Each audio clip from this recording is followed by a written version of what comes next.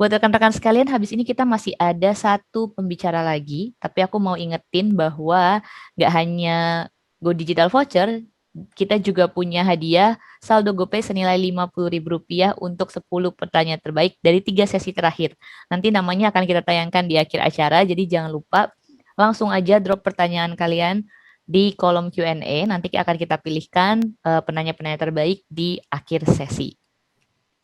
Dan presentation yang terakhir di sesi ini, last but not least, kita punya seorang praktisi. Beliau menjalankan beberapa bisnis affiliate marketing, news blog, dan juga digital marketing agency. Dan saat ini tidak hanya aktif memberikan workshop secara offline, tapi juga sudah mulai memiliki platform online juga dan berbagi ilmu secara online juga.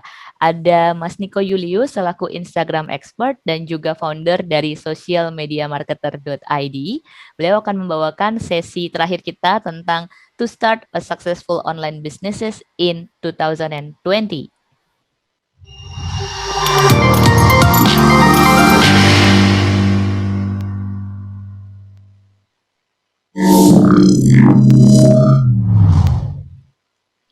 Halo Mas Niko, sepertinya sudah bergabung ya bersama dengan kita.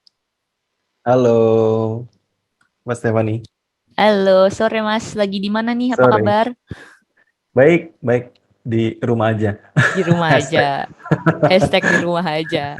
Oke, Mas Niko, kita punya sekitar 40 menit. Mas Niko boleh Ya, sharing tentang ini mungkin lebih ke untuk yang memang masih maju mundur bikin usaha online atau enggak ya Mas ya. Kayak how to start-nya banget ya. ya. Nah, ini boleh Oke. langsung di-sharing-sharing aja Mas. Ya, terima kasih buat Mas Stefani dan bicara sebelumnya keren-keren gitu ya. Terima kasih juga buat Exabyte yang udah mempercayakan untuk saya untuk berbagi di sini buat teman-teman semuanya.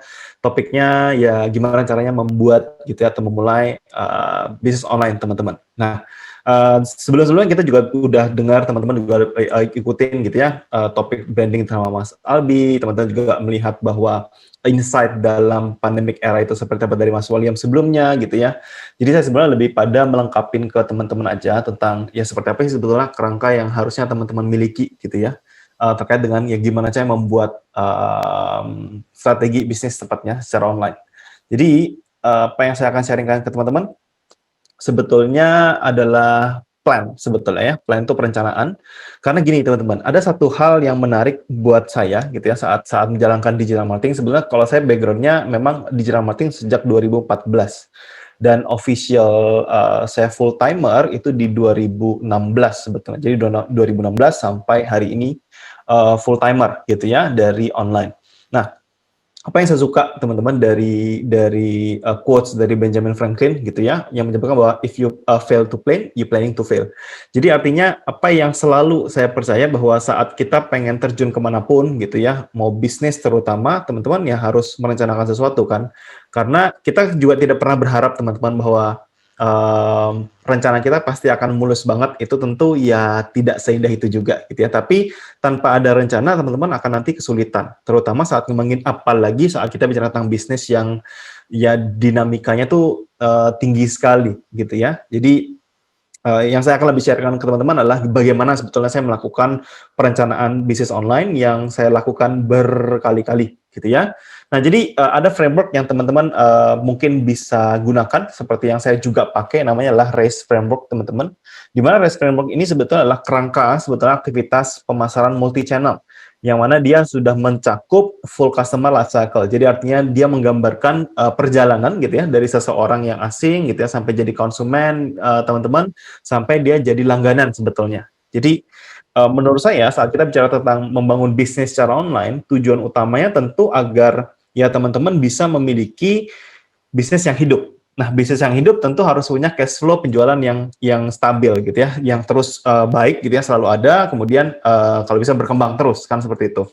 Nah, itu perlu teman-teman pahami adalah ya teman-teman harus membayangkan kira-kira konsumen itu gimana sih teman-teman bisa jangkau, gimana caranya teman-teman manage mereka, gimana agar mereka beli pertama kali, gimana mereka mau beli lagi atau mereka bisa ceritain kita ke orang lain atau ke temennya. Artinya dia yang bawain kita audiens baru, dia yang bawain kita customer baru. Jadi bisnis yang bertahan tuh seperti itu, gitu ya. Dan framework ini sebenarnya framework yang digagas gitu ya dari Smart Insights namanya teman-teman. Jadi teman-teman bisa belajar juga banyak di sana. Dan ini kerangka yang saya sudah pakai kurang lebih di 3 tahun terakhir gitu ya. Jadi sebelum-sebelumnya saya juga pakai metode yang mirip serupa teman-teman. Cuman ada beberapa pendekatan yang berbeda. Jadi kalau metode dulu kita biasanya akan fokus pada sebagian. Jadi fokusnya adalah biasanya untuk sampai gimana caranya orang beli. Tapi kita kebanyakan dulu lupa gitu ya bahwa di online itu terbuai, kita gampang sekali terbuai saat goalnya kita adalah mendapatkan penjualan yang banyak. Nah, penjualan yang banyak itu kan seringkali saat kita bangun bisnis, ya kita fokusnya ke sana. Gimana cara dapetin penjualan. Kita lupa bahwa orang yang sudah beli, itu bisa beli lagi. Itu yang jarang sekali diperhatikan gitu ya, terutama. Saya ingin lebih banyak membahas keseluruhan konsepnya agar teman-teman nanti bisa dapat pemahaman yang jelas tentang kerangkanya seperti apa sih gitu ya. Nah, step pertama yang teman-teman perlu lakukan adalah tentu gitu ya, melakukan perencanaan dulu. Perencanaan itu ya teman-teman ya bayangin gitu ya. Teman-teman bayang apa yang dibayangin gitu ya. Ya teman-teman harus bayangin targetnya mau kemana. Bisnis teman-teman itu seperti apa. Jangan sampai seperti ini. Saya sering banget sharing gitu ya tentang banyak bisnis, banyak insight, banyak bisnis yang berhasil, banyak yang sukses seperti apa. Problemnya begini, kalau seseorang gitu ya, yang saya perhatikan juga yang baru memulai bisnis online atau misalnya sedang mengembangkan bisnis online yang tidak punya tujuan yang jelas, mereka akan mudah sekali satu, patah semangat gitu ya, saat patah semangat mereka berhenti. Dan berhenti ini adalah 95% faktor kegagalan kebanyakan bisnis di online, teman-teman. Jadi jangan terperangkap di sana, karena sekali lagi saat teman-teman berhenti ya sudah berhenti. Nol gitu ya udah nggak jalan lagi. Terus mau diapain? Ya nggak bisa lagi gitu ya. Maka teman-teman harus mulai merencanakan dulu nih tujuan akhirnya mau seperti apa. Kalau teman-teman sudah tahu tujuan akhirnya seperti apa, kemudian KPI, indikator apa sih yang teman-teman harus capai? Apakah jumlah penjualannya, apakah jumlah usernya mungkin, apakah jumlah orang-orang yang berlangganan mungkin. Kemudian teman-teman mulai klasifikasikan, melakukan segmentasi, kira-kira siapa nih yang paling ideal buat jadi. Nah, yang jadi langganan teman-teman. Kenapa saya bilang menggarisbawahi namanya langganan, teman-teman? Karena sekali lagi, bisnis yang bertahan adalah bisnis yang punya banyak langganan, bukan bisnis yang banyak punya pembeli. Dan kebanyakan kita, sekali lagi, selalu berpikirlah gimana caranya kita bisa dapetin penjualan, kita dapetin pembeli dari misalnya Instagram, kita cari dapetin pembeli dari Facebook, dapetin pembeli dari iklan, dapetin pembeli dari YouTube. Itu yang selalu kita cari dan topik yang selalu kita fokuskan. Gitu. Apakah salah? Jawabannya tentu tidak, teman-teman. Tetapi teman-teman tidak boleh lupa, poinnya di sini. Teman-teman tidak boleh lupa bahwa ya teman-teman harus menspesifikasi siapa sih sebetulnya yang paling ideal jadi langganan. Itu yang penting. Karena tentu semua orang bisa beli produk. Ya produk kita misalnya sebenarnya semua orang bisa beli produk kita, tapi apakah semua akan jadi langganan? Kok saya agak ragu dengan hal itu. Artinya teman-teman harus secara sadar, dalam artian teman-teman harus secara sadar, teman-teman harus peka gitu ya. Kira-kira siapa sih orang yang paling ideal gitu ya untuk jadi pelanggan teman-teman, pelanggan setia. Kemudian teman-teman mulai bayangin posisinya, memposisikan diri gitu ya. Kira-kira apa nih yang paling vital buat mereka. Jadi itu yang harus teman-teman sadarin bahwa ya teman-teman harus punya sesuatu agar orang itu tetap akan senang dengan kita kan. Saat dia senang dengan kita, ya dia akan terus berlangganan sama kita. Artinya dia selalu beli dengan kita. Poinnya di sana. Jadi teman-teman punya bayangan itu dulu nih di awal.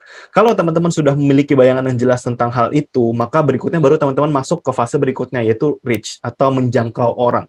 Di fase ini yang teman-teman akan cari adalah orang-orang yang sifatnya atau audiens gitu ya, calon pembeli yang sifatnya mereka sedang eksplorasi, mereka lagi cari-cari opsi. Misalnya apa sih? Misalnya mereka pengen produk Anda misalnya produk yang bisa memuaskan satu hal gitu ya. Artinya misalnya makanan, let's say kayak gitu, atau misalnya jasa, atau misalnya jasa profesional gitu ya, mungkin freelance dan kawan-kawan, apapun bentuknya teman-teman, atau bahkan teman-teman mau buat startup digital, mungkin apapun itu teman-teman selalu akan berangkat dari sebuah permasalahan kan, permasalahan yang teman-teman bisa berikan solusinya.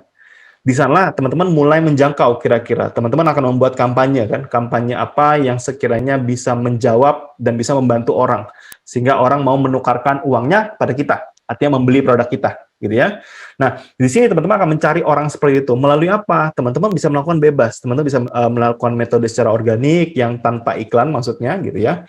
Yang datangnya mostly kebanyakan dari konten gitu ya. Ataupun teman-teman bisa memanfaatkan media berbayar kalau memang teman-teman memiliki budget iklannya.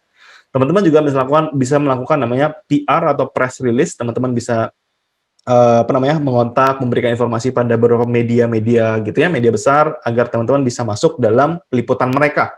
Itu namanya PR gitu ya. Kemudian ada juga display marketing di mana teman-teman bisa memunculkan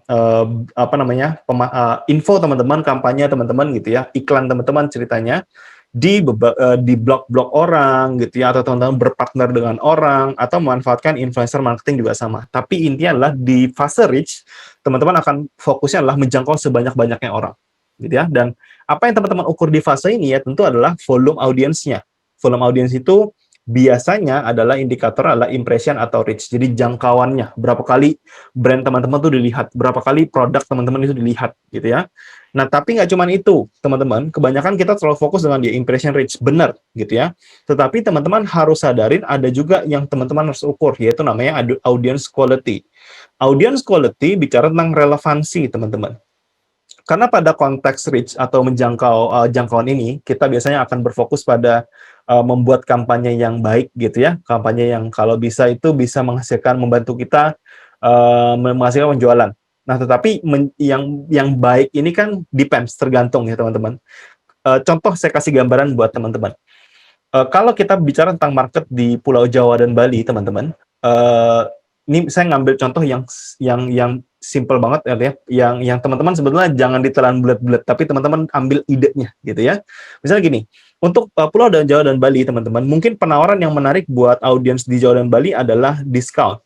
Kenapa diskon? Kita akan lihat dua sudut pandangnya. Ada yang namanya diskon, teman-teman, misalnya ada diskon, ada misalnya marketing campaign yang fokus pada diskon, ada juga marketing campaign yang fokusnya misalnya free ongkir. Let's say gitu ya. Ini yang simple banget, teman-teman. Ada dua jenis kampanye yang teman-teman akan fokuskan. Teman-teman akan lihat bahwa audiens di Jawa dan Bali itu akan lebih merespon, teman-teman, diskon. Kenapa? Karena menurut mereka diskon lebih bernilai ketimbang ongkir. Karena mereka tahu bahwa ongkirnya tuh nggak bakalan semahal apapun. Nggak mahal banget lah, intinya seperti itu ya. Artinya sesuatu yang masih ya nggak terlalu mahal banget gitu ya. Berbeda kalau dibalik gitu ya. Kalau di luar Pulau Jawa dan Bali, teman-teman, mereka lebih akan merespon free ongkirnya ketimbang diskonnya. Walaupun ya kalau ada dua kan lebih baik. Cuma kan depends lagi, tergantung lagi apakah bisa apa enggak gitu ya. Artinya teman-teman minimal dapat bayangannya bahwa yang disebut dengan audience quality itu yang dimaksud dengan relevansi. Karena setiap ada tipikal audience tertentu yang akan merespon kampanye tertentu, teman-teman. Itu poin yang harus teman-teman tangkap gitu ya. Tentu ada banyak jenis kampanye, cuma saya kasih contoh ke teman-teman sesuatu yang mudah buat teman-teman tangkap seperti itu. Nah, nggak cuma itu juga, teman-teman juga harus mempertimbangkan ada yang namanya audience value dan cost, gitu ya. Berapa sih biaya untuk menjangkau, biasanya tuh kalau satuannya adalah per 1.000 orang, teman-teman, yang disebut dengan cost per mile. Jadi, berapa sih biaya yang kita perlu keluarkan, gitu ya, untuk bisa menjangkau kira-kira 1.000 orang. Jadi, per 1.000 orang kita bisa perlu bayar berapa, seperti itu. Nah, di fase reach juga teman-teman akan memanfaatkan banyak media channel gitu ya. Ini saya kasih contoh ke teman-teman. Ada banyak macam, bisa jadi kayak teman-teman pakai Instagram, pakai Facebook, pakai YouTube, anything gitu ya. Nah, saya kasih gambaran ke teman-teman seperti apa yang saya pribadi lakukan saat saya bangun personal brand yang saya bangun waktu itu ya. Jadi ini yang saya lakukan di Instagram, teman-teman. Di Instagram, postingan-postingan yang teman-teman posting itu bisa dioptimize sedemikian rupa agar dia bisa menjangkau secara optimal. Contoh yang saya dapatkan, respon yang saya dapatkan, teman-teman, itu postingan ini bisa menjangkau 973.000 orang dan mendatangkan 4.000 followers baru, gitu ya. Di post yang lain bisa menjangkau 360.000 orang, mendatangkan 3.300 followers baru. Di post yang lain bisa menjangkau 1,2 juta orang dan mendatangkan 2.900 followers baru. Artinya, di Instagram saja, dari 3 postingan kita bisa dapetin hampir 10.000 followers hanya dari 3 konten. Tidak ada diiklanin, tidak ada diapa-apain ya, jadi cuma sekedar posting selesai gitu. Ya. Nah, di situ kita berbicara tentang topik Instagram. Kenapa di sini yang saya highlight adalah followers, teman-teman. Ya tentu teman-teman akan punya bayangan gitu bahwa ya kan Instagram nggak selalu bicara tentang followers. Saya sepakat, teman-teman. Tetapi gini, di Instagram, dimanapun teman-teman perlu paham bahwa ada yang namanya, yang teman-teman perlu bangun adalah namanya trustability ya, tingkat kepercayaan orang. Jadi saat audiens yang tidak kenal dengan kita, tidak kenal dengan bisnis kita, tidak kenal dengan brand kita, yang kemudian melihat postingan kita, kemudian dia memutuskan untuk mengikuti kita atau menjadi followers kita, dimanapun itu, mau followers kayak, mau subscribers kayak, anything gitu ya, apapun bentuknya, itu adalah mereka yang percaya karena sebuah konten. Artinya dari apa yang kita bagikan, dia percaya dengan itu, mereka lah orang yang paling ideal sebetulnya untuk mencoba atau membeli produk Anda. Itu kenapa saya bilang satuan followers yang datang dari postingan, bukan datang dari beli, bukan datang dari follow unfollow kalau Instagram, bukan datang dari sub for sub gitu ya, sama saling subscribe gitu ya, bukan yang gitu teman-teman. Tapi yang benar-benar datang dari postingan Anda, datang dari konten Anda, itu yang penting. Jadi quality itu datangnya dari yang ini teman-teman, gitu ya. Sama halnya yang juga saya ingin share ke teman-teman adalah tidak cuma di Instagram, saya waktu itu juga posting di LinkedIn, teman-teman. Dan postingannya itu lucu gitu ya. Postingannya itu cuma satu macam, tapi diposting juga di LinkedIn. Di LinkedIn itu saya posting gitu ya, bisa menjangkau 158.000 orang, yang lain juga bisa menjangkau 30.000 orang dan bisa menjangkau 27.000 orang. Yang mana deh pada kasus ini, pada 3 postingan ini, waktu saya posting di Instagram itu cuma mendapatkan respon. Ya, cuman waktu itu saya kalau nggak salah dapat sekitar 9 ribuan orang yang dijangkau. Tetapi di platform lain justru responnya bisa dibilang hampir gitu ya, 10 sampai 15 kali lipat. Yang artinya luar biasa banget cuma dari satu platform lain. Salah satunya LinkedIn gitu ya.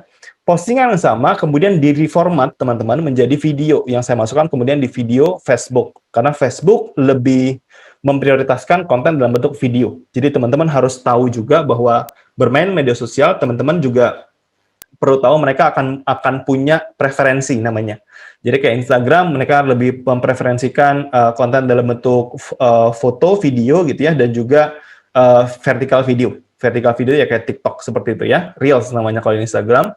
Mereka lagi fokus ke sana. Nah di Facebook berbeda karena Facebook dia lebih menyukai dalam tanda petik konten dalam bentuk video teman-teman dibandingkan foto ataupun teks.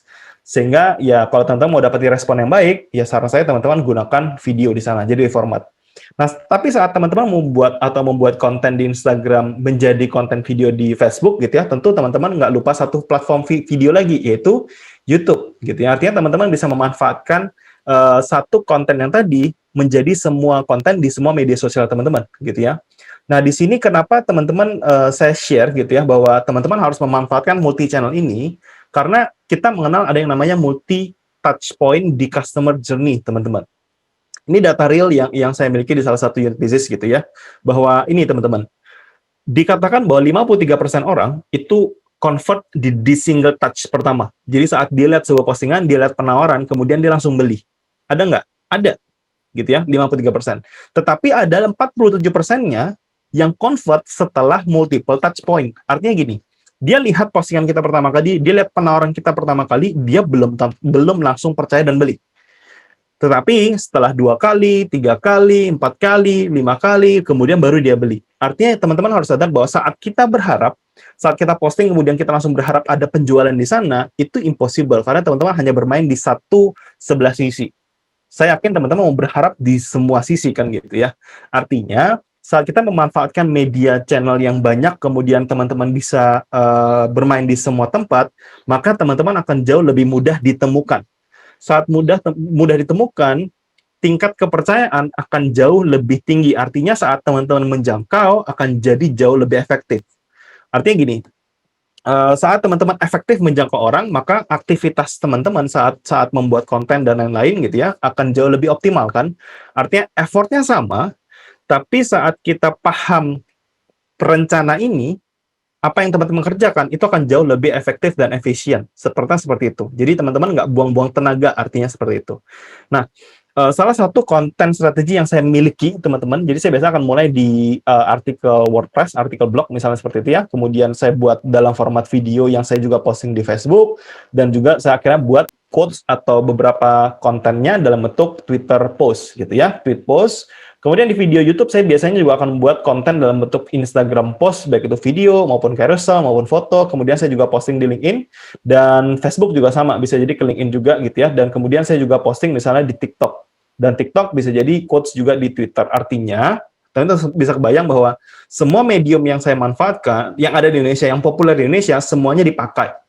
Artinya gini, kalau misalnya kita membayangkan sesuatu yang nggak signifikan, gitu ya, kecil aja misalnya. Saat kita buat satu postingan di WordPress sama semuanya masing-masing dapatin 100 aja, teman-teman. Teman-teman bisa kebayang gitu ya, satu postingan dari satu ide saja yang teman-teman posting, satu konten saat teman-teman posting di 7 channel seperti itu, teman-teman akan dapatin hasil 7 kali lipat. Hanya sesimpel itu. Teman-teman nggak perlu effort yang luar biasa kan untuk mencari banyak konten. Karena kebanyakan teman-teman nanti akan bertanya bahwa susah buat postingan. Postingan apa sih yang harus aku posting? Kenapa nggak berpikir membuat sebuah posting itu satu masalah sendiri, teman-teman, gitu ya. Mencari banyak ide postingan gitu ya. Walaupun ya banyak sekali sumber sekarang, teman-teman bisa cari di Google, teman-teman bisa cari di YouTube, teman-teman bisa cari di Quora.com, teman-teman bisa riset sendiri, teman-teman bisa melakukan survei, banyak hal gitu untuk kumpulin ide. Tetapi saat teman-teman udah cari ide, kan sayang sekali saat teman-teman cuman ya sudah artinya sudah setengah mati dalam tanda petik kalau bahasa simpelnya gitu ya. Teman-teman udah buat susah payah gitu ya sebuah postingan, tapi kemudian teman-teman manfaatkan cuma satu channel. Berarti kan teman-teman cuma dapetin satu, impact-nya cuma satu kali. Kenapa nggak teman-teman langsung pakai konten yang sama, ide yang sama, teman-teman pakai di banyak tempat, dan teman-teman dapetin hasil yang jauh lebih signifikan. Itu permainan yang simpel banget. Saya yakin semua orang tahu, teman-teman. Tapi tidak semua orang mau lakukan. Itu problemnya. Jadi, teman-teman harus paham sekali lagi gitu ya, sesimpel itu, teman-teman. Manfaatkan semua potensi yang ada untuk bicara tentang reach. Nah, saat teman-teman sudah menjangkau, dan kemudian teman-teman akan masuk dalam fase berikutnya, yaitu fase act, gitu ya. Fase act, teman-teman akan melihat nantinya akan ada orang-orang yang mulai memutuskan sesuatu, gitu ya. Mereka yang memutuskan sesuatu. Biasanya, teman-teman harusnya sudah mulai fokus pada memberikan solusi spesifik nih tentang sebuah permasalahan tertentu yang dijawab dengan produk atau jasa Anda, gitu ya. Tujuan utamanya dalam fase act adalah bukan mereka beli, teman-teman, tetapi membuat mereka tertarik. Jadi ini yang harus teman-teman sadari adalah ada fase yang namanya lead gen. Lead generation itu lead generation, teman-teman, mengumpulkan orang yang lihat dan menjadi orang yang tertarik, bukan beli. Jadi dalam fase X, sekali lagi yang teman-teman ukur adalah berapa minat orang yang berapa banyak gitu ya minat dari orang yang lihat postingan Anda. Jadi indikator yang teman-teman akan perhatikan adalah lebih pada lead atau prospeknya. Misalnya kalau teman-teman jualan misalnya gitu ya, jualnya misalnya ke WhatsApp, ya udah lihat WhatsApp berapa, atau yang klik link WhatsApp teman-teman berapa gitu ya. Kemudian lihat persentasenya di mana. Apakah kemudian lebih bagus di Instagram? Apakah kemudian lebih bagus di Facebook? Apakah lebih baik di YouTube? Kita nggak tahu sampai kita posting di semuanya dan kita bandingkan. Jadi teman-teman paham bahwa itu saya bilang saat teman-teman posting di banyak tempat, teman-teman akan punya data sampel kan. Saat teman-teman punya data sampel yang banyak, teman-teman akan lihat efektif dan efisiensinya. Sehingga sekali lagi ya dengan itu semuanya nanti akan sangat mudah gitu ya teman-teman lihat. Jadi selain dari itu gitu ya, tentu teman-teman nggak cuma lihat jumlah leads-nya saja, tapi teman-teman perlu lihat jumlah berapa lama mereka mengkonsumsi. Konsumsi itu time spend, entah itu berapa banyak mereka melakukan likes, komen, dan kawan-kawan gitu ya. Teman-teman perlu mengidentifikasi nantinya dari apa yang teman-teman posting, apa yang teman-teman lakukan gitu ya, mana sih yang paling baik gitu ya. Simpelnya kalau saya pribadi biasanya akan membagi jenis konten itu dari beberapa, teman-teman. Ada yang sifatnya edukasi, ada yang sifatnya informasi, ada yang sifatnya motivasi gitu ya, misalnya. Nah, lihat mana yang paling baik, mana yang paling banyak dikonsumsi orang. Oh, ternyata paling banyak dikonsumsi di saya adalah edukasi. Ya udah, saya akan fokus pada edukasinya. Oh, ternyata di akun yang lain gitu ya, orang lebih suka pada motivasinya. Ya udah, teman-teman fokus motivasi. Oh, yang di lain ada yang fokus pada informasi misalnya. Ya udah, teman-teman masuk ke informasi. Jadi, teman-teman harus perhatikan uh, mana yang paling ideal buat teman-teman, itu yang teman-teman perhatikan. Kemudian lihat konversi yang terjadi dalam bentuk subscriber, followers, dan yang lain pada fase act. Gitu ya. Nah, kalau teman-teman sudah lihat pada orang yang menarik, ya orang yang tertarik gitu ya, orang yang tertarik dengan apa yang teman-teman sudah posting di fase reach, baru teman-teman cek berikutnya adalah ada yang convert apa enggak. Di convert adalah mereka yang sudah purchase, mereka yang udah beli, teman-teman. Jadi, orang yang dijangkau, kemudian orang yang tertarik, kemudian tentu akan ada orang yang beli, teman-teman. Saya nggak bilang itu beli ya. Kalau saya biasanya lebih sebutnya adalah mereka yang coba, teman-teman. Jadi kalau saya biasanya suka bilangnya adalah first time buyer itu adalah mereka yang suka coba. Kenapa saya bilang coba? Buat saya, karena satuan saya adalah jumlah pelanggan, langganan teman-teman, apapun bentuknya, mau startup kayak mau apa namanya, startup ataupun bisnis retail seperti itu ya. Saya biasanya akan cari pelanggan atau loyal customer gitu ya. Loyal customer itu apa sih? Ya karena loyal customer itu yang paling idealnya dia minimal beli berapa kali dari kita atau mereka yang mereferensikan kita ke teman mereka. Itu kalau ini ya, kalau apa yang saya percaya seperti itu teman-teman. Jadi kalau orang yang beli pertama kali, saya biasanya akan sebut mereka adalah mereka adalah orang yang coba. Karena orang yang coba itu baru mempercayakan uangnya gitu ya. Pertama kali ke kita, saat dia kecewa dia akan hilang gitu ya. Jadi dan itu susah banget untuk ngajak mereka balik lagi. Itu kenapa saya selalu bilang mereka yang coba, dan percobaan itu kan banyak aspek akhirnya bahwa kita harus menjadi yang harus bisa memuaskan mereka saat mereka coba pertama kali sehingga kita tidak mengecewakan. Poinnya di sana, teman-teman. Karena kalau kita mikirin bahwa kita pengen dapatin pembeli dan pembeli adalah segalanya, gitu ya. Kemudian teman-teman dapat pembeli, teman-teman akan lupain pembeli itu. Teman-teman akan fokus cari pembeli terus-menerus. Dan itu satu melelahkan, kedua semakin hari akan semakin mahal, teman-teman. Dan ketiga, kompetisi semakin banyak, gitu ya. Jadi teman-teman harus paham bahwa kita tidak akan bisa cari buyer terus-menerus gitu ya, seenaknya kita. Nggak bakalan semudah di awal-awal. Karena semakin hari gitu ya, biaya untuk mengakuisisi seorang customer itu pasti makin tinggi, teman-teman. Nah, balik lagi ke fase convert, teman-teman. Di sini karena teman-teman udah dapatin konversi penjualan gitu ya, maka teman-teman harus mulai memperhatikan aspek apa sih yang membuat mereka beli, yang memutuskan mereka untuk beli gitu ya. Teman-teman perlu pelajarin itu dari yang namanya CRO, gitu ya. CRO itu adalah Conversion Rate Optimization, ada yang namanya Marketing Automation. Teman-teman harus pertimbangkan itu ya, memanfaatkan marketing automation atau retargeting atau remarketing saat teman-teman lihat sebuah website, kemudian teman-teman kemanapun gitu ya, teman-teman akan lihat hal yang sama, itu namanya retargeting, teman-teman, untuk bisa mendapatkan pembeli itu, gitu ya, sampai mereka bisa dapatin, mempercayakan uangnya pada kita, intinya seperti itu. Maka teman-teman ukur tentu adalah sales, gitu ya, baik sumbernya dari online maupun offline. Kemudian berapa sih total penjualan teman-teman dan berapa profit yang teman-teman dapatkan. Kemudian berapa sih rasio penjualan yang terjadi, conversion rate, itu perlu teman-teman tahu, dan tentunya teman-teman perhatikan yang namanya AOV. AOV itu adalah average of the order value. Karena gini teman-teman, setiap penjualan bisa jadi ada dua kemungkinan, ada tiga kemungkinan sebetulnya.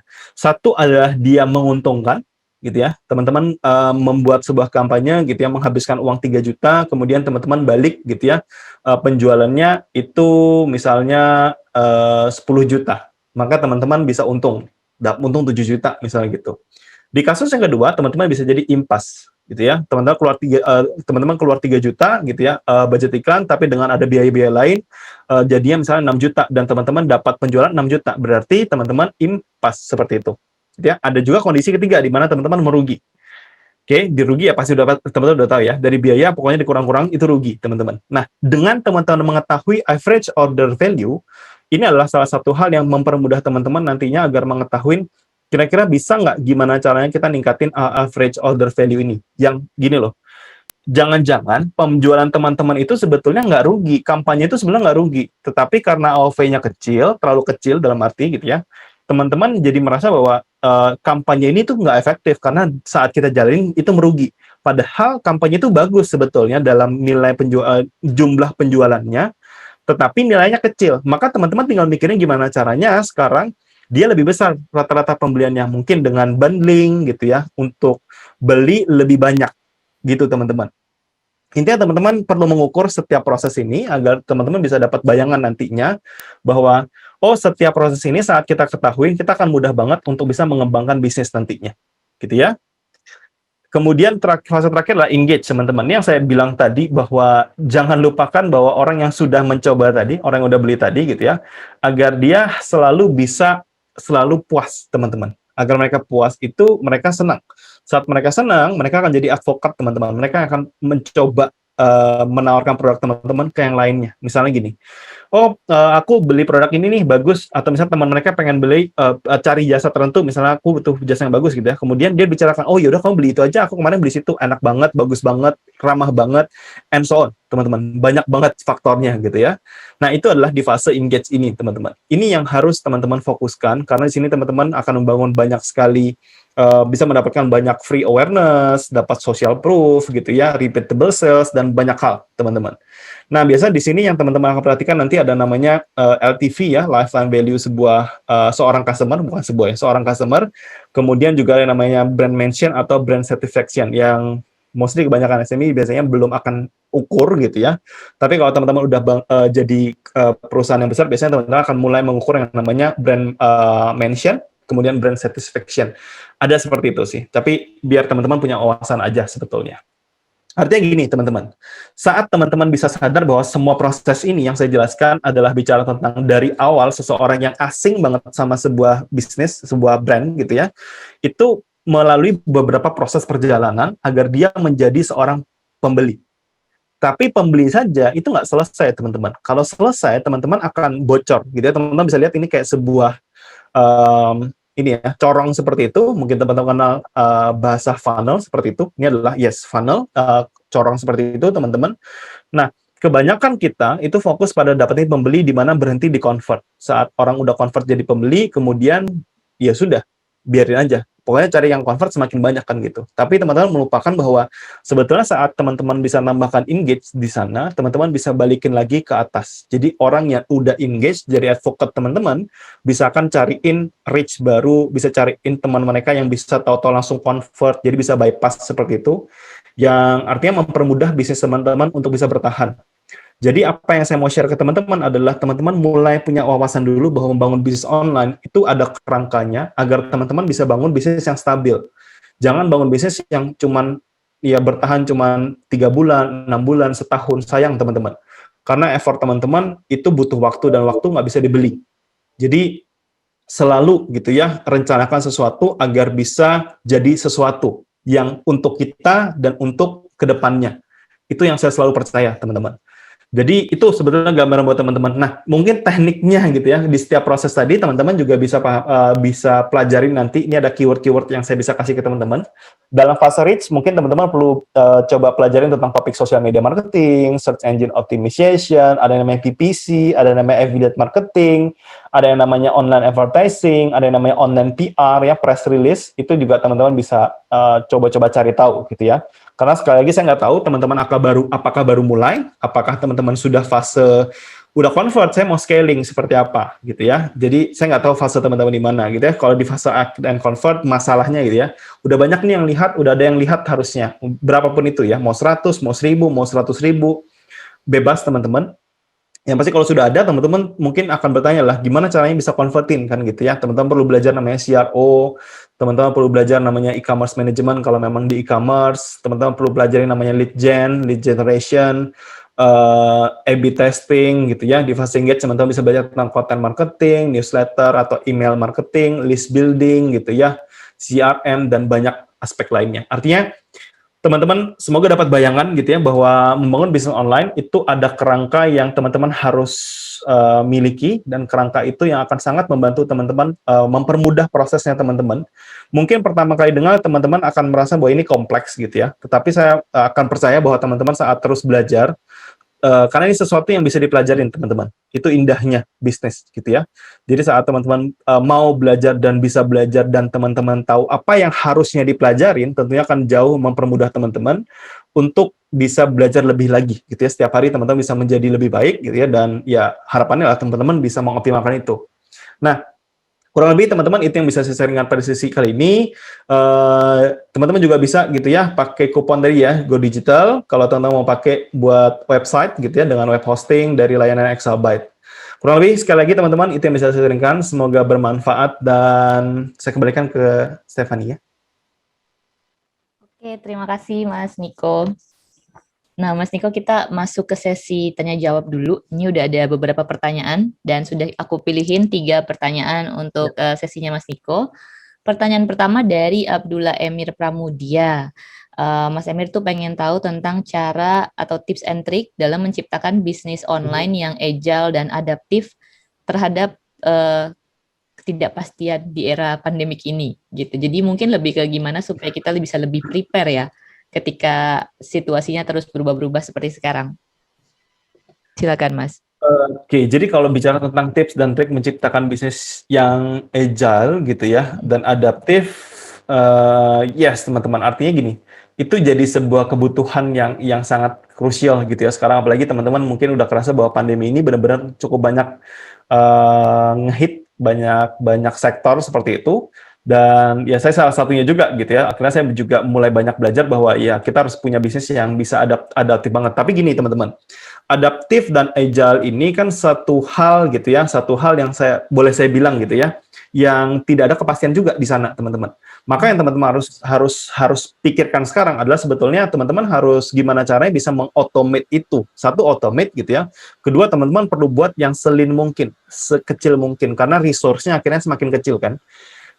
Kayak mungkin teman-teman di topik kita sebelumnya gitu ya sama Mas William, teman-teman juga lihat bahwa mereka Traveloka itu selin itu gitu ya, mereka nggak punya aset seperti kayak pesawatnya untuk travelnya gitu ya. Ya mereka kebanyakan lah manpower kan dan digital asetnya, digital infrastructure teman-teman. Ya teman-teman harus fokus ke sana. Teman-teman harus juga mulai memikirkan kira-kira seperti apa sih kalau misalnya terjadi, teman-teman kita udah terasa namanya lockdown seperti itu teman-teman, nggak bisa namanya meet up langsung gitu ya dalam jumlah banyak gitu ya. Ya teman-teman harus mikirin gimana caranya mengefektifkan itu dengan project management mungkin, atau misalnya teman-teman mungkin perlu belajar ya saya yakin virtual meeting tentu udah cukup ramai gitu ya. Mungkin teman-teman bisa belajar tentang project management dan lain-lain. Jadi ada banyak sebetulnya teman-teman bisa pelajarin, tapi base-nya adalah teman-teman harus selin mungkin. Selin mungkin itu ya nggak cuma dari sisi manusianya gitu ya, tetapi dari sisi pengelolaannya juga. Jadi production-nya juga harus seperti itu. Right. Baik, berarti memang kita nggak bisa mencegah sesuatu berubah-ubah ya, Mas Niko ya. Mau nggak mau kita yang memang Benar. harus adapt dengan apapun yang terjadi di luar sana. Kita yang harus cari tahu sendiri solusi-solusinya seperti tadi. Ada yang bisa kita online kan, atau ada yang bisa kita Ya, eh, otomatiskan. Ya, udah otomatis kita kan. Ya. sesuaikan gitu. Hmm. Baik, pertanyaan kedua ini dari Mas Brion. Mas Brion ini menanyakan tentang sejauh apa kita harus melakukan audience before content supaya sharing before dealingnya tuh dalam digital marketing bisa sukses. Nah ini lumayan theoretical, mungkin boleh dibantu Mas Niko, silakan. Seberapa penting audience before content itu gini teman-teman. Teman-teman mungkin saya bisa sharing tuh perumpamaan gini ya. Kita pengen mancing ikan hiu teman-teman, gitu ya. Tapi kalau teman-teman tidak tahu hiu makan apa, hiu suka apa, teman-teman nggak bakal bisa dapat hiu. Itu udah garansi. Karena nggak cuman makanan hiu apa yang membuat hiu akan gigit umpannya Umpannya. kita, Mm-mm. teman-teman juga perlu pikirin benangnya, teman-teman perlu pikirin arealnya di mana, teman-teman perlu mikirin kailnya seperti apa, karena banyak aspek. Itu kenapa saya bilang, saat teman-teman tahu ikannya apa yang teman-teman mau pancing, walaupun manusia itu bukan pancingan ya teman-teman, jadi jangan salah kaprah gitu ya. Cuma saya merandai-andai, poinnya teman-teman bisa nangkep bahwa itu seberapa penting kemudian. Nah, kalau teman-teman mau dapetin audiens tertentu dan teman-teman ya dalam tanda petik bodoh amat sama apa yang mereka butuhkan, maka sulit sekali teman-teman. Sama halnya saat teman-teman tahu bahwa audiens itu sangat potensial buat teman-teman untuk dapetin customer kan gitu. Ya tentu teman-teman harus fokus untuk cari tahu apa yang mereka suka dulu. Karena kalau teman-teman tidak tahu, teman-teman akan sulit banget nantinya dalam proses teknisnya.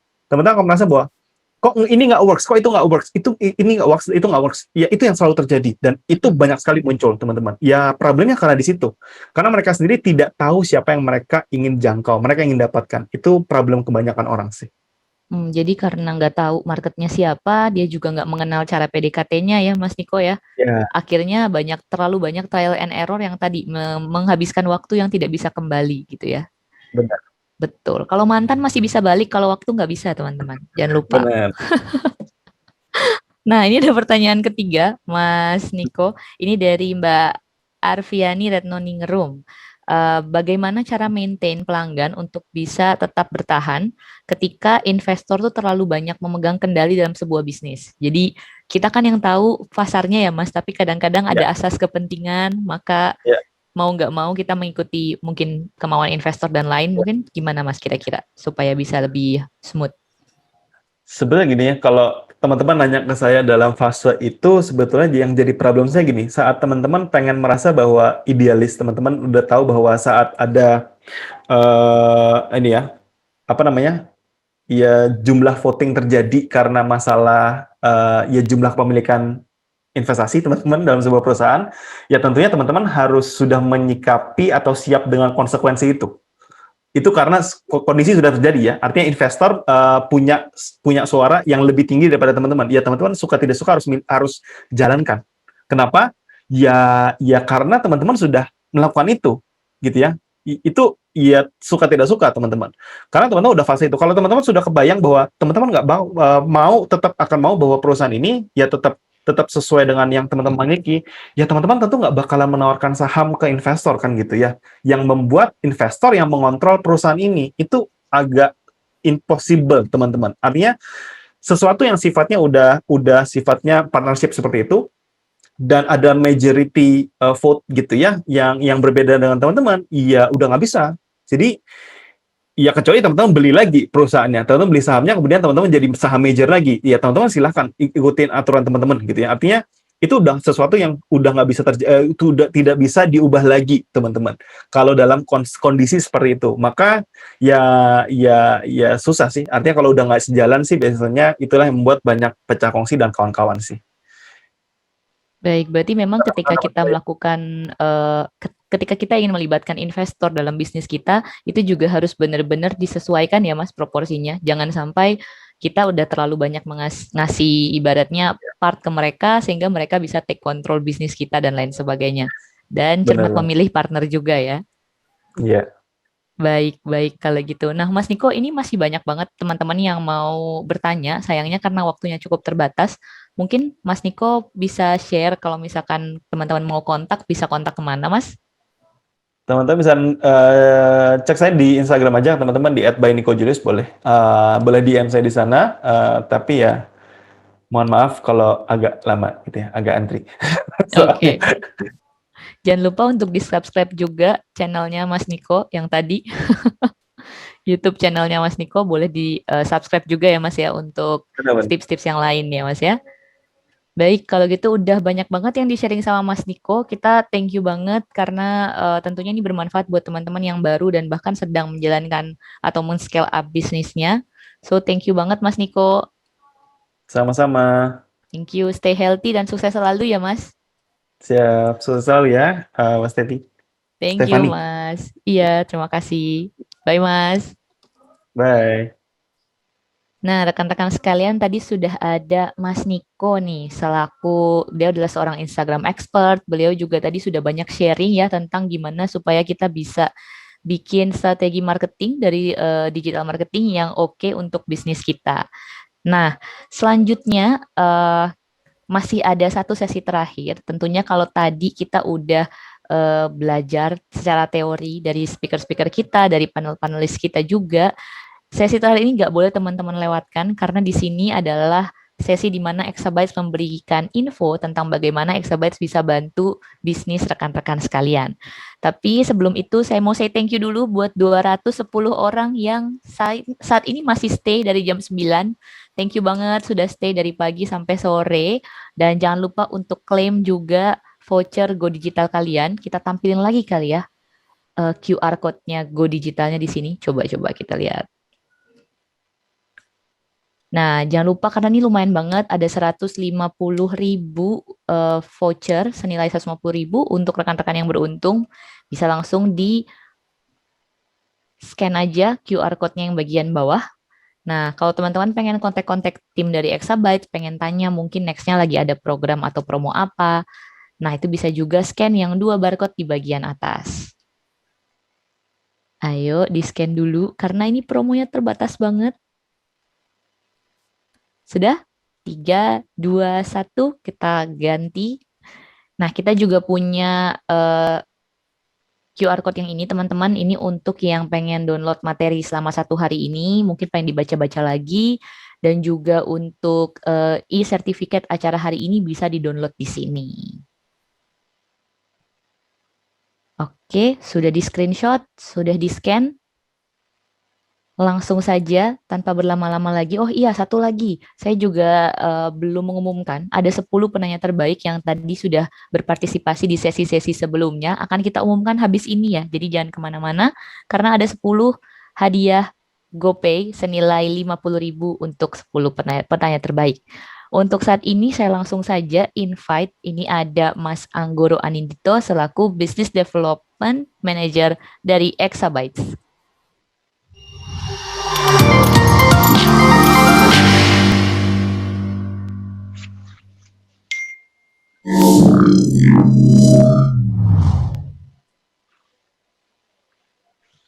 Halo, sore Mas Anggoro.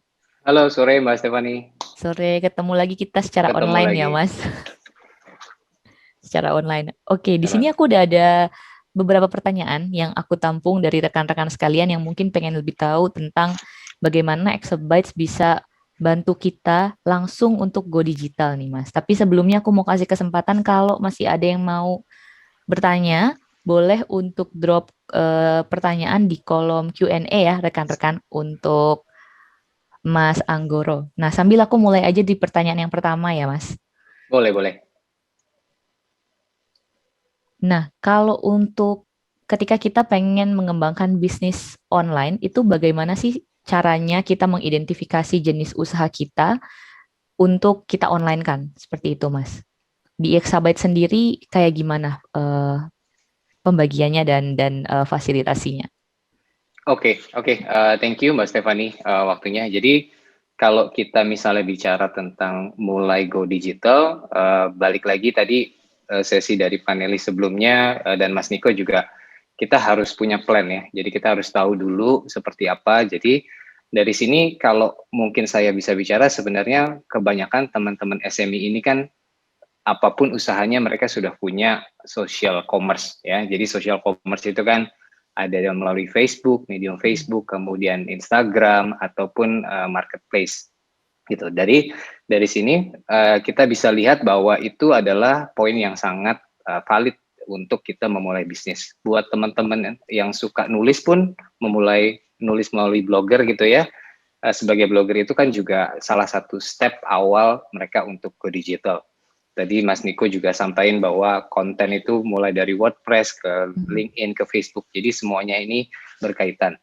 Nah, tapi mungkin aku juga perlu menyampaikan yang nggak kalah pentingnya kalau kita sebagai teman SME ini mungkin kita harus expand presence kita nggak cuma di social commerce. Kenapa? Karena kalau kita lihat sekarang sebenarnya website itu di level minimum itu kebutuhannya sudah harus punya sih sebenarnya. Kenapa sih gitu ya? Mungkin saya bisa jelasin kenapa, karena kalau kita punya website, apapun misalnya usaha kita, mau usaha F&B, mau usaha jasa, ataupun misalnya jasa perorangan gitu ya, kita kalau punya website itu punya kontrol atau kebebasan yang lebih baik untuk memposisikan brand kita atau usaha kita gitu ya. Jadi mungkin beberapa program atau platform online lain punya limitasi, tapi kalau kita punya website, kita punya kebebasan untuk memposisikan brand kita ke market seperti apa sih kita mau memposisikan diri. Nah, di luar itu juga misalnya kita sudah go online, tapi kita mau menjangkau audiens yang lebih banyak. Menyambung dari tadi Mas Niko dengan digital ads dan digital marketing ya, ekspertisnya dia. Kalau kita bicara digital marketing, punya suatu website itu akan jauh memberikan benefit buat teman-teman SME karena kita punya kontrol dan aktivitas digital ads itu lebih bagus untuk kita tracking kampanye kita efisiensi atau enggak gitu. Jadi goals kita, apa yang kita mau sampaikan itu tercapai atau enggak ya. Dan mungkin yang ketiga yang paling penting kalau kita punya sebuah website di luar social commerce yang teman-teman SME sudah punya, Facebook, Instagram ataupun marketplace, ini bisa bikin usaha teman-teman untuk lebih kredibel. Karena apa? Kita tahu kalau sampai saat ini pun orang-orang itu kalau mau cari informasi apapun terhadap brand ataupun perusahaan atau usaha, pasti nomor satu pasti ke Google ya. Ya. Gitu. Jadi kita ke Google. Nah, kalau kita punya website ada di situ, bisa ditemukan, mudah dicari sama orang-orang, itu akan sangat bermanfaat. Jadi kita harus punya presence di medium yang sebanyak mungkin. Nah, paling mungkin saran saya, tips saya, ya kita harus coba mulai dulu buat teman-teman usaha apapun. Misalnya teman-teman punya usaha makanan, punya usaha jasa, teman-teman harus punya brand. Pasti namanya sudah ada. Pasti pertama itu paling penting biasanya teman-teman namanya misalnya apa. Ya dari situ investasi dengan punya nama domain. Domain itu adalah sebuah brand ya, brand atau merek yang diakuisisi secara digital gitu. Jadi udah ada presence-nya teman-teman. Mau nanti teman-teman belum siap untuk punya website, nggak apa-apa gitu. Tapi setidaknya brand-nya itu sudah diamankan di digital. Kurang lebih gitu sih, Stephanie. Ya. Oke, nah itu berarti untuk bisa di online kan dengan mulai dari domain, kemudian juga menyiapkan website yang enak untuk bisa dipakai sama customer-customer kita buat belanja, itu bisa dibantu sama teman-teman dari Exabytes ya Mas ya. Tadi kalau Betul. tadi kalau untuk yang aku catat, kalau kita pengen go online, salah satunya yang em, membuat bisnis online ini menjadi baik adalah karena ketika kita go online, semuanya bisa lebih terkontrol. Berapa result kita mempromosikan sesuatu melalui paid ads dan lain-lain, itu juga kita bisa lihat ya Mas ya. Betul banget Stephanie. Kan mungkin sebagai contoh juga kalau misalnya kita fokusnya di Instagram deh. Teman-teman sekarang udah lihat mungkin compare ke beberapa tahun lalu, Instagram Shop sekarang sudah jauh lebih berkembang gitu ya. Kemudian ada Linktree, kalau kita klik di Linktree itu satu usaha itu teman-teman SME ada yang punya link ke marketplace-nya, ke website-nya, jadi ini membangun kredibilitas dari brand teman-teman. Jadi ini semuanya saling bersinergi sih, Mbak Stephanie. Baik, baik. Karena dengan website itu juga sebenarnya tadi yang Mas Anggoro mention, itu menjadi sebuah kredibilitas usaha kita. Orang akan jauh lebih trust. Tadi sempat beberapa speaker kita juga mention tentang trust dalam sebuah brand ketika itu bisa dilihat sama mereka ya Mas ya. Dan salah satu cara untuk melihatnya adalah lewat website tadi. Ya, betul banget Mbak. Nah, ini ada salah satu ketakutan dari mungkin banyak teman-teman SMI yang takut karena, aduh kayaknya terlalu teknis nih Mbak. Kalau misalkan ngomongin website gitu, kita nggak ngerti caranya gimana, takutnya juga mahal gitu. Step-step awal biasanya untuk teman-teman yang baru mau mulai ini gimana nih Mas? Supaya lebih yakin dan nggak salah langkah juga gitu. Oke, kalau kita bicara ketakutan tuh pasti faktor yang jamak ya. Jadi ketakutan atau keraguan itu apalagi mau go digital itu sampai sekarang pun kita juga banyak banget mendapatkan feedback. Tapi ini karena sebenarnya informasi yang didapatkan itu kita belum tahu, jadi belum ada knowledge-nya gitu. Jadi dari sini kadang itu jadi persepsinya yang tadi Mbak Stephanie bilang kalau saya takut nih hal-hal berbau teknis atau apa dan kemudian mungkin ada persepsi untuk mulai biayanya seperti apa. Nah, itu menjadi faktor karena teman-teman SME yang mungkin sebelumnya belum tahu itu mereka nggak punya cukup banyak informasi. Nah, di sini aku juga mau sharing kita di Exabyte sebenarnya kita berfokus pada tiga aspek ya, tiga aspek. Yang pertama kita walaupun kita punya produk online gitu ya, kita berfokus dengan layanan produk digital online, kita sentriknya benar-benar customer journey. Ya, jadi tadi kita juga mengidentify kalau mau digital online itu kan fasenya teman-teman beda-beda. Ada yang benar-benar belum tahu, ada yang sudah tahu, sudah mulai, ada yang memang mungkin sudah mulai beberapa tahun. Jadi kita identifikasi itu dari dream, ada orang yang masih punya mimpinya untuk go digital, ada yang sudah create, kemudian ada yang grow, jadi grow itu dia udah scaling, ada yang manage. Nah, dari 4 aspek customer journey ini, pertama kita fokusnya di customer journey. Jadi kita sudah invest cukup banyak di digital infrastructure kita. Jadi manpower kita hire yang expertise. Jadi untuk memastikan sebenarnya nggak cuman orang-orang yang tahu terhadap teknisnya website, tapi juga kita bisa membantu dan akan membantu orang-orang yang nggak tahu gitu ya. Jadi di sini kita akan pastikan customer experience itu bisa berjalan dengan dengan smooth. Nah, di luar itu kita juga fokus pada edukasi. Nah, seperti contohnya di hari ini adalah bentuk dari kontribusi kita Educate to Market. Karena bahkan sampai saat ini di kota besar pun juga banyak teman-teman yang belum punya cukup banyak informasi terhadap bikin website gitu ya.